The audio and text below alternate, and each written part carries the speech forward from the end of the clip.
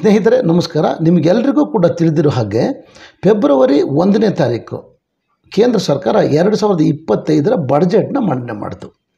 ಈ ಬಡ್ಜೆಟ್ ಮಾಡೋದಕ್ಕಿಂತ ಮೊದಲು ಎಲ್ರಿಗೂ ಒಂದು ಕುತೂಹಲ ಏನಂದರೆ, ಈ ಸಲದ ಬಡ್ಜೆಟ್ನಲ್ಲಿ ಏನೆಲ್ಲ ಬದಲಾವಣೆ ತರಬಹುದು ಅಂತ ಎಲ್ಲರೂ ಕೂಡ ಎದುರು ನೋಡ್ತಾಯಿದ್ರು. 12 ಲಕ್ಷಕ್ಕಿಂತ ಕಡಿಮೆ ಆದಾಯ ಇರುವವರು, ಅಂದರೆ 12 ಲಕ್ಷದವರೆಗೆ ಆದಾಯ ಇರುವಂಥವರು ಯಾವುದೇ ರೀತಿಯ ಇನ್ಕಮ್ ಟ್ಯಾಕ್ಸ್ನ ಪೇ ಮಾಡೋ ಅಗತ್ಯ ಇಲ್ಲ. ಹಾಗಾದರೆ ಯಾರ್ಯಾರು ಎಷ್ಟೆಷ್ಟು ಟ್ಯಾಕ್ಸ್ ಕಟ್ಟಬೇಕಾಗುತ್ತೆ ಎಂಬುದನ್ನು ನಿಮಗೆ ನಾನು ತಿಳಿಸ್ಕೊಡ್ತೀನಿ. ಬನ್ನಿ ನೋಡೋಣ. ಇಲ್ಲಿ ಏನು ಹೇಳ್ಬೋದು ಅಂದರೆ, ನಿಮ್ಮ ಸಂಬಳ ತಿಂಗಳಿಗೆ ಸುಮಾರು 1 ಲಕ್ಷದವರೆಗೆ ಇದ್ದರೆ ಕೂಡ ನೀವು ಯಾವುದೇ ರೀತಿಯ ಇನ್ಕಮ್ ಟ್ಯಾಕ್ಸ್ ಕಟ್ಟೋ ಅಗತ್ಯ ಇಲ್ಲ. ಯಾಕಂದರೆ ನಿಮ್ಮ ಸಂಬಳ ಒಂದು ತಿಂಗಳಿಗೆ 1 ಲಕ್ಷ ಇದ್ದರೆ 1 ವರ್ಷಕ್ಕೆ ಒಟ್ಟು 12 ಲಕ್ಷ ಆಗುತ್ತೆ. ಈ 12 ಲಕ್ಷಕ್ಕೆ ನೀವು ಯಾವುದೇ ರೀತಿ ಇನ್ಕಮ್ ಟ್ಯಾಕ್ಸ್ ಕಟ್ಟೋ ಅಗತ್ಯ ಇಲ್ಲ. ಮತ್ತು ಸ್ಟ್ಯಾಂಡರ್ಡ್ ಡಿಡಕ್ಷನ್ ಅಂತ ಒಂದು 75,000 ಸರ್ಕಾರದ ಕಡೆಯಿಂದ ಸಿಗೋದ್ರಿಂದ ಒಟ್ಟು 12,75,000 ಇದ್ದರೂ ಕೂಡ ನೀವು ಯಾವುದೇ ರೀತಿ ಇನ್ಕಮ್ ಟ್ಯಾಕ್ಸ್ ಪೇ ಮಾಡೋ ಅವಶ್ಯಕತೆ ಇರಲ್ಲ. ಹಾಗೆಯೇ 12,75,000ಕ್ಕಿಂತ ಜಾಸ್ತಿ, ಅಂದರೆ ಇವಾಗ ಒಂದು ಎಕ್ಸಾಂಪಲ್, ಉದಾಹರಣೆಗೆ 13 ಲಕ್ಷ ಇದೆ ಅಂತ ಅಂದ್ಕೊಳ್ಳಿ. 13 ಲಕ್ಷ ಇದ್ದರೆ ನೀವು ಇನ್ಕಮ್ ಟ್ಯಾಕ್ಸ್ನ ಕಟ್ಟಬೇಕಾಗುತ್ತೆ. ಸೊ 13 ಲಕ್ಷ ಇದ್ದ ಸ್ಯಾಲರಿಡ್ ಪರ್ಸನ್ಗಾದರೂ ಸರಿ ಅಥವಾ ಬಿಸ್ನೆಸ್ ಮ್ಯಾನ್ಗಾದರೂ ಸರಿ ನೀವು 13 ಲಕ್ಷಕ್ಕೆ ಇನ್ಕಮ್ ಟ್ಯಾಕ್ಸ್ನ ಕಟ್ಟಲೇಬೇಕಾಗುತ್ತೆ. ಸೊ ಇಲ್ಲಿ ಕೆಲವರಿಗೆ ಗೊಂದಲ ಏನಂತ ಹೇಳಿದರೆ, 13 ಲಕ್ಷ ಇದ್ದರೆ 12 ಲಕ್ಷ ಬಿಟ್ಟು ಇನ್ನು ಉಳಿದ 1 ಲಕ್ಷಕ್ಕೆ ಮಾತ್ರ ಇನ್ಕಮ್ ಟ್ಯಾಕ್ಸ್ ಕಟ್ಟಬೇಕಾ, ಇಲ್ಲ 13 ಲಕ್ಷಕ್ಕೂ ಪೂರ್ತಿಯಾಗಿ ಇನ್ಕಮ್ ಟ್ಯಾಕ್ಸ್ ಕಟ್ಟಬೇಕಾ ಅನ್ನೋದು ಒಂದು ಪ್ರಶ್ನೆ. ಸೊ ಇದನ್ನು ಹೇಳಬೇಕು ಅಂತ ಹೇಳಿದರೆ, ನೀವು 13 ಲಕ್ಷಕ್ಕೂ ಕೂಡ ಇನ್ಕಮ್ ಟ್ಯಾಕ್ಸ್ನ ಕಟ್ಟಬೇಕಾಗುತ್ತೆ. 13 ಲಕ್ಷ ಇದ್ದರೆ, 14 ಲಕ್ಷ ಇದ್ದರೆ 14 ಲಕ್ಷಕ್ಕೂ ಕೂಡ ಕಟ್ಟಬೇಕು. ಹಾಗೆಯೇ 15 ಲಕ್ಷ ಇದ್ದರೆ 15 ಲಕ್ಷಕ್ಕೂ ಕೂಡ ಕಟ್ಟಬೇಕು. ನಿಮ್ಮ ಸಂಬಳ 20 ಲಕ್ಷ ಇದ್ದರೆ 20 ಲಕ್ಷಕ್ಕೂ ಕೂಡ ಇನ್ಕಮ್ ಟ್ಯಾಕ್ಸ್ ಕಟ್ಟಬೇಕಾಗುತ್ತೆ. ಇದರಲ್ಲಿ ಏನು ಮಾಡಿದ್ದಾರೆ ಅಂತ ಹೇಳಿದರೆ, ಬೇರೆ ಬೇರೆ ಸ್ಲ್ಯಾಬ್ಗಳಿದೆ. ಆ ಸ್ಲ್ಯಾಬ್ಗಳಿಗೆ ಅನುಗುಣವಾಗಿ ನಾವು ಇನ್ಕಮ್ ಟ್ಯಾಕ್ಸ್ನ ಕಟ್ಟಬೇಕಾಗುತ್ತೆ. ಇವಾಗ ನಾನು ರಫಾಗಿ ಹೇಳ್ತೀನಿ. ನಿಮ್ಮ ಆದಾಯ ಸುಮಾರು ವರ್ಷಕ್ಕೆ 12 ಲಕ್ಷ ಇದೆ ಅಂತ ಅಂದ್ಕೊಳ್ಳಿ. 12 ಲಕ್ಷ ಇದ್ದರೆ ನೀವು ಯಾವುದೇ ರೀತಿಯ ಇನ್ಕಮ್ ಟ್ಯಾಕ್ಸ್ ಕಟ್ಟೋ ಅಗತ್ಯ ಇಲ್ಲ, ಅಂದರೆ ಝೀರೋ. ನೀವು ಏನಾದ್ರೂ 13 ಲಕ್ಷ ಇದ್ದರೆ, 13 ಲಕ್ಷ ಇದ್ದರೆ ನೀವು ಸುಮಾರು 75,000 ರೂಪಾಯಿಗಳನ್ನ ಇನ್ಕಮ್ ಟ್ಯಾಕ್ಸ್ ಆಗಿ ಕಟ್ಟಬೇಕಾಗುತ್ತೆ. ಇದು ರಫಾಗಿ ನಾನು ಕ್ಯಾಲ್ಕುಲೇಷನ್ ಮಾಡಿರೋ ಪ್ರಕಾರ ಹೇಳ್ತಾ ಇದ್ದೀನಿ. ಅದಾದಮೇಲೆ ನಂತರ ನಾನೇನು ಮಾಡ್ತೀನಿ, ನಿಮಗೆ ಈ ಫಿಗರ್ ಯಾವ ಥರ ಬಂತು ಅನ್ನೋದನ್ನು ಕೂಡ ನಾನು ಎಕ್ಸ್ಪ್ಲೇನ್ ಮಾಡ್ತೀನಿ. ಓಕೆ, ಇವಾಗ ನೋಡಿ, 13 ಲಕ್ಷ ಇದ್ದರೆ ನೀವು 75,000ಗಳನ್ನು ಕಟ್ಟಬೇಕಾಗುತ್ತೆ. ಮುಂಚೆ ಎಷ್ಟು ಕಟ್ಟಬೇಕಾಗಿತ್ತು? ನೀವು 1 ಲಕ್ಷದವರೆಗೆ ಕಟ್ಟಬೇಕಾಗಿತ್ತು. ಇವಾಗಿನ ಸ್ಲ್ಯಾಬ್ ಇವಾಗಿನ ಇನ್ಕಮ್ ಟ್ಯಾಕ್ಸ್ ನಲ್ಲಿ ರೆಸ್ಯೂಮ್ನಲ್ಲಿ ನೀವು ಸುಮಾರು 25,000 ರೂಪಾಯಿಗಳನ್ನ ಉಳಿಸ್ಬೋದು. ಹಾಗೆ 15 ಲಕ್ಷ ಇದ್ದರೆ 1,05,000 ರೂಪಾಯಿಗಳನ್ನ ಕಟ್ಟಬೇಕಾಗುತ್ತೆ. 15 ಲಕ್ಷ ಇದ್ದರೆ ಎಷ್ಟು? 1,05,000 ರೂಪಾಯಿಗಳನ್ನ ಕಟ್ಟಬೇಕಾಗುತ್ತೆ. ಮುಂಚೆ ನೀವು ಕಟ್ಟಬೇಕಾಗಿದ್ದು 1,40,000. ಸೊ ಇವಾಗ 35,000 ಉಳಿತಾಯ ಆಗುತ್ತೆ. ಅದೇ ಥರ 16 ಲಕ್ಷ ಇದ್ದರೆ ಮುಂಚೆ 1,70,000 ಕಟ್ಟಬೇಕಾಗಿತ್ತು. ಇವಾಗ 1,20,000 ಕಟ್ಟಬೇಕಾಗುತ್ತೆ. ಅಂದರೆ 50,000 ಉಳಿತಾಯ ಆಗುತ್ತೆ. ಹಾಗೆ 17 ಲಕ್ಷ ಇದ್ದರೆ 2 ಲಕ್ಷದ ಮುಂಚೆ ಕಟ್ಟಬೇಕಾಗಿತ್ತು. ಇವಾಗ 1,40,000, ಅಂದರೆ 60,000 ಉಳಿತಾಯ ಆಗುತ್ತೆ. ಸೊ ಇದೇ ರೀತಿ ನಿಮ್ಮ 18 ಲಕ್ಷ ಇದ್ದರೆ ಈಗ ನೀವು 1,60,000 ಕಟ್ಟಬೇಕಾಗುತ್ತೆ.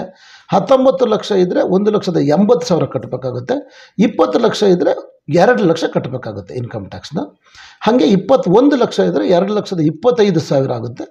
22 ಲಕ್ಷ ಇದ್ದರೆ ನೀವು 2,50,000 ಇನ್ಕಮ್ ಟ್ಯಾಕ್ಸ್ನ ಕಟ್ಟಬೇಕಾಗುತ್ತೆ.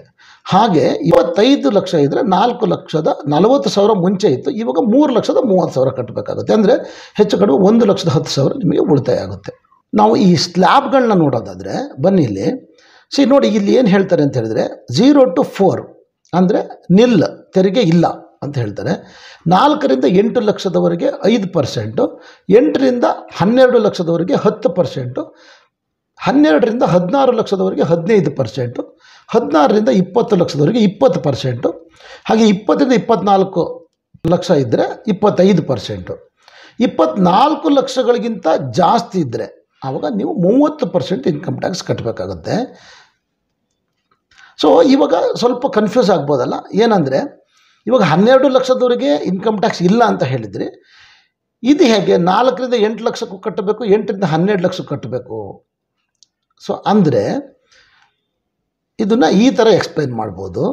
ಇದು ಯಾವ ಥರ ಆಗುತ್ತೆ ಅಂತ ಹೇಳಿದರೆ ನೋಡಿ, ಇವಾಗ ಉದಾಹರಣೆಗೆ ನಿಮ್ಮ ಸಂಬಳ ಅಂದರೆ ನಿಮ್ಮ ಆದಾಯ ಸುಮಾರು 13 ಲಕ್ಷ ಇದೆ ಅಂತ ಇಟ್ಕೊಳ್ಳಿ. ಸೊ 13 ಲಕ್ಷ ಇದ್ದರೆ ನೀವು 3 ಸ್ಲ್ಯಾಬ್ಗಳಲ್ಲಿ ಇನ್ಕಮ್ ಟ್ಯಾಕ್ಸ್ನ ಪೇ ಮಾಡಬೇಕಾಗುತ್ತೆ. ಸೊ 3 ಸ್ಲ್ಯಾಬ್ ಯಾವ ಥರ ಅಂದರೆ, ಮೊದಲನೇ 4 ಲಕ್ಷದವರೆಗೆ ಯಾವುದೇ ರೀತಿ ಇನ್ಕಮ್ ಟ್ಯಾಕ್ಸ್ ಇರಲ್ಲ. ಸೊ ಇವಾಗ 4ರಿಂದ 8 ಲಕ್ಷದವರೆಗೆ ಎಷ್ಟಾಗುತ್ತೆ ಅಂದರೆ 4 ಲಕ್ಷ ಆಯಿತು. 4 ಲಕ್ಷಕ್ಕೆ ನೀವು 5% ಆಗಿ ಕಟ್ಟಬೇಕಾಗುತ್ತೆ. 4 ಲಕ್ಷಕ್ಕೆ 5% ಅಂತ ಹೇಳಿದರೆ ಎಷ್ಟಾಯಿತು? 20,000 ಆಯಿತು. ಓಕೆನಾ? ಇದು ಒಂದು ಕಡೆ ಇಟ್ಕೊಳ್ಳಿ 20,000. ಅದಾದ ಮೇಲೆ 8 ಲಕ್ಷದಿಂದ 12 ಲಕ್ಷದವರೆಗೆ ನೀವು 10% ಕಟ್ಟಬೇಕಾಗುತ್ತೆ. ಸೊ 8 ಲಕ್ಷದ 12 ಲಕ್ಷ ಅಂತ ಹೇಳಿದರೆ ಇಲ್ಲಿ ಮತ್ತೆ 4 ಲಕ್ಷದ ಸ್ಲ್ಯಾಬ್ ಬಂತು. ಈ 4 ಲಕ್ಷಕ್ಕೆ ನೀವು 10% ಕಟ್ಟಬೇಕಾಗುತ್ತೆ. ಸೊ ಅವಾಗ ಎಷ್ಟಾಯಿತು? 4 ಲಕ್ಷಕ್ಕೆ 10% ಅಂತ ಹೇಳಿದರೆ ಆಲ್ಮೋಸ್ಟ್ 40,000 ರೂಪೀಸ್ ಆಯಿತು. ಸೊ ಇವಾಗ ಹಳೇದು 20,000 ಮತ್ತು ಇವಾಗ 40,000, ಒಟ್ಟು 60,000 ಆಯಿತು ಅಲ್ವಾ? ಇನ್ನೆಷ್ಟು ಉಳಿದಿದೆ 13 ಲಕ್ಷದಲ್ಲಿ? ಇವಾಗ 12 ಲಕ್ಷದವರೆಗೆ ಆಗಿದೆ, ಇನ್ನು 1 ಲಕ್ಷ ಉಳಿದಿದೆ. ಈ 1 ಲಕ್ಷ ನೆಕ್ಸ್ಟ್ ಸ್ಲ್ಯಾಬಲ್ಲಿ ಬರುತ್ತೆ, ಅಂದರೆ 15% ಸ್ಲ್ಯಾಬಲ್ಲಿ ಬರುತ್ತೆ. ಈ 15% ಸ್ಲ್ಯಾಬಲ್ಲಿ ನೀವು 1 ಲಕ್ಷಕ್ಕೆ ಕಟ್ಟಬೇಕು. ಎಷ್ಟಾಗುತ್ತೆ ಅವಾಗ? 1 ಲಕ್ಷಕ್ಕೆ 15,000 ರೂಪಾಯಿ ಆಗುತ್ತೆ. ಕರೆಕ್ಟ್ ಅಲ್ಲ? 1 ಲಕ್ಷಕ್ಕೆ 10% ಅಂದರೆ 15,000 ಆಗುತ್ತೆ. ಸೊ ಇವಾಗ 3 ಆ್ಯಡ್ ಮಾಡಿ, ಮೊದಲು 20,000, ಎರಡನೇ ಸ್ಲ್ಯಾಬ್ 40,000, ಮೂರನೇ ಸ್ಲ್ಯಾಬು 15,000, 20 + 40 60 + 15 75,000. ಸೊ ಈ ಥರ ಕ್ಯಾಲ್ಕುಲೇಷನ್ ಹೋಗುತ್ತೆ. ಇವಾಗ ನಾವು ಇನ್ನೊಂದು ಉದಾಹರಣೆ ತಗೊಳ್ಳೋಣ. ಇವಾಗ ನಿಮ್ಮ ಸಂಬಳ ಅಥವಾ ನಿಮ್ಮ ಆದಾಯ ಸುಮಾರು 15 ಲಕ್ಷ ಇದೆ ಅಂತ ಇಟ್ಕೊಳ್ಳಿ. ಈ 15 ಲಕ್ಷಕ್ಕೆ ನಾನು ಹೇಳಿರೋ ಪ್ರಕಾರ 1,05,000 ರೂಪಾಯಿ ನೀವು ಇನ್ಕಮ್ ಟ್ಯಾಕ್ಸ್ನ ಪೇ ಮಾಡಬೇಕಾಗುತ್ತೆ. ಸೊ ಈ 1,05,000 ಹೇಗೆ ಬಂತು ಅಂತ ಹೇಳೋದಾದರೆ, ನೀವು ನೋಡಿ ಇವಾಗ 4ನೇ ಸ್ಲ್ಯಾಬಲ್ಲಿ ಬರ್ತೀರ. ಇವಾಗ 4ನೇ ಸ್ಲ್ಯಾಬಲ್ಲಿ ಎಷ್ಟು ಕಟ್ಟಬೇಕಾಗುತ್ತೆ? 15% ಇನ್ಕಮ್ ಟ್ಯಾಕ್ಸ್ ಕಟ್ಟಬೇಕಾಗುತ್ತೆ.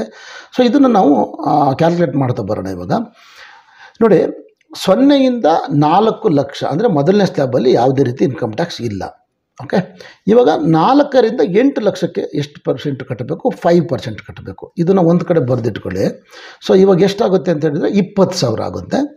ಮತ್ತು ಥರ್ಡ್ ಸ್ಲ್ಯಾಬ್ ಬಂದು 8ರಿಂದ 12 ಲಕ್ಷ ಅಂದರೆ ಇದು 4 ಲಕ್ಷ ಇದೆ. ಈ 4 ಲಕ್ಷಕ್ಕೆ ಮತ್ತೆ ನೀವು 40,000 ಕಟ್ಟಬೇಕಾಗುತ್ತೆ. ಕರೆಕ್ಟಾ? ಏನಕ್ಕೆ ಅಂದರೆ 4 ಲಕ್ಷ ಇಂಟು 10% ಸ್ಲ್ಯಾಬಲ್ಲಿದ್ದೀರಾ. ಸೊ ಇವಾಗ 40,000 ಕಟ್ತೀರಾ. ಸೊ ಇದು ಒಂದು ಕಡೆ ಇಟ್ಕೊಳ್ಳಿ. ಇವಾಗ ನೀವು 4ನೇ ಸ್ಲ್ಯಾಬಲ್ಲಿ ನೀವು 12ರಿಂದ 16 ಲಕ್ಷಕ್ಕೆ 15% ಅಂತ ಕಟ್ಟಬೇಕು. ನಿಮ್ಗೆ ಎಷ್ಟು ಸಂಬಳ ಇದೆ? 16 ಲಕ್ಷ ಇಲ್ಲ, 15 ಲಕ್ಷ ಮಾತ್ರ ಇದೆ. ಸೊ ಇವಾಗ ಎಷ್ಟಕ್ಕೆ? 3 ಲಕ್ಷ ಉಳ್ಕೊಳ್ತೀವಿ. ಯಾಕೆಂದರೆ 12 ಲಕ್ಷಕ್ಕೆ ಆಲ್ರೆಡಿ ನಾವು ಕ್ಯಾಲ್ಕುಲೇಟ್ ಮಾಡಿದ್ದೀವಿ. ಇನ್ನು 3 ಲಕ್ಷ ಉಳೀತು. ಈ 3 ಲಕ್ಷಕ್ಕೆ ಎಷ್ಟು? 15% ಅಂತೆ. ಸೊ 45,000 ಕಟ್ಟಬೇಕಾಗುತ್ತೆ. ಸೊ ಇವಾಗ ನಿಮ್ಮದು ಇನ್ಕಮ್ ಟ್ಯಾಕ್ಸ್ ಕ್ಲೋಸ್ ಆಯಿತು. ಇವಾಗ ಬನ್ನಿ ಲೆಕ್ಕ ಹಾಕೋಣ. ಸೊ ಮೊದಲನೇ ಸ್ಲ್ಯಾಬಲ್ಲಿ ಇಲ್ಲ, ಎರಡನೇ ಸ್ಲ್ಯಾಬಲ್ಲಿ 20,000, ಮೂರನೇ ಸ್ಲ್ಯಾಬಲ್ಲಿ 40,000, 40 + 20 60,000 ಆಯಿತು. 4ನೇ ಸ್ಲ್ಯಾಬಲ್ಲಿ 45,000 ಕಟ್ಟಬೇಕಾಗುತ್ತೆ. ಒಟ್ಟೆಷ್ಟಾಯಿತು? 60 + 45 ಅಂದರೆ 1,05,000 ನೀವು ಟ್ಯಾಕ್ಸ್ ಕಟ್ಟಬೇಕಾಗುತ್ತೆ. ಸೊ ಈ ಥರ ಕ್ಯಾಲ್ಕುಲೇಷನ್ ಇರುತ್ತೆ. ಅದೇ ಥರ ನೀವು ಇವಾಗ 20 ಲಕ್ಷ ಇದೆ, ನಿಮ್ಮ ಸ್ಯಾಲರಿ 20 ಲಕ್ಷ ಇದೆ ಅಂತ ಇಟ್ಕೊಳ್ಳಿ. ಅಂದರೆ ನಿಮ್ಮ ಆದಾಯ 20 ಲಕ್ಷ ಇದೆ ಅಂದರೆ ಇದು ಕೂಡ ಇದೇ ರೀತಿ ಹೋಗುತ್ತೆ. ಸೊ ಇವಾಗ ನೀವು 20 ಲಕ್ಷ ಅಂದರೆ 5ನೇ ಸ್ಲ್ಯಾಬಲ್ಲಿ ಬರ್ತೀರ. 5ನೇ ಸ್ಲ್ಯಾಬಲ್ಲಿ ಎಷ್ಟಿದೆ? 4 ಲಕ್ಷಕ್ಕೆ ನೀವು 20%ವರೆಗೆ ಕಟ್ಟಬೇಕು. ಓಕೆ, ಸೊ ಇದನ್ನು ನೋಡೋದಾದರೆ ನೆಕ್ಸ್ಟು 5th ಸ್ಲ್ಯಾಬ್ ಏನು ಬರುತ್ತೆ, ಇಲ್ಲಿ 20 ಲಕ್ಷದವರೆಗೆ ನೀವು 20% ಪೇ ಮಾಡುತ್ತೆ. ಅಂದರೆ ಈ 4 ಲಕ್ಷಕ್ಕೆ ಮತ್ತೆ 20%. ಸೊ ಆವಾಗ 80,000 ರೂಪೀಸ್ ಪೇ ಮಾಡಬೇಕಾಗುತ್ತೆ. ನೀವು ಒಟ್ಟು ಎಷ್ಟು ಬರುತ್ತೆ ಇವಾಗ ಅಂತ ಹೇಳಿದರೆ ನೋಡಿ, ಮೊದಲದು 20 + 40 60 60 + 60 1,20,000 1,20,000 + 80 ಅಂದರೆ ಎಷ್ಟಾಯಿತು? 2 ಲಕ್ಷ ಪೇ ಮಾಡೋದು. ನಿಮಗೆ 20 ಲಕ್ಷ ನಿಮ್ಮ ಆ್ಯನ್ಯುಯಲ್ ಇನ್ಕಮ್ ಇದ್ದರೆ ನೀವು 2 ಲಕ್ಷ ಪೇ ಮಾಡಬೇಕಾಗುತ್ತೆ. ನಮ್ಮ ಹಿಂದಿನ ಟ್ಯಾಕ್ಸ್ ರಿಜಿಮಲ್ಲಿ 20 ಲಕ್ಷಕ್ಕೆ ಎಷ್ಟು? 2,90,000 ಪೇ ಮಾಡಬೇಕಾಗಿತ್ತು. ಇವಾಗ 2 ಲಕ್ಷ ಅಂದರೆ 90,000 ಉಳಿತಾಯ ಆದಂಗಾಗಿದೆ. ಅರ್ಥ ಆಯ್ತಲ್ಲ? ಸೊ ಇನ್ನು 24ಕ್ಕಿಂತ ಜಾಸ್ತಿ, 24 ಲಕ್ಷಕ್ಕಿಂತ ಹೆಚ್ಚು ಎಷ್ಟೇ ಆದಾಯ ಇದ್ದರೂ ಕೂಡ ನೀವು 24ಕ್ಕಿಂತ ಮುಂದೆ 30% ಆದಾಯ ತೆರಿಗೆನ ಕಟ್ಟಬೇಕಾಗುತ್ತೆ. ಓಕೆನಾ? ಇವಾಗ ನಿಮ್ಮ ಆದಾಯ ಸುಮಾರು 50 ಲಕ್ಷ ಇದೆ ಅಂತ ಅಂದ್ಕೊಳ್ಳೋಣ.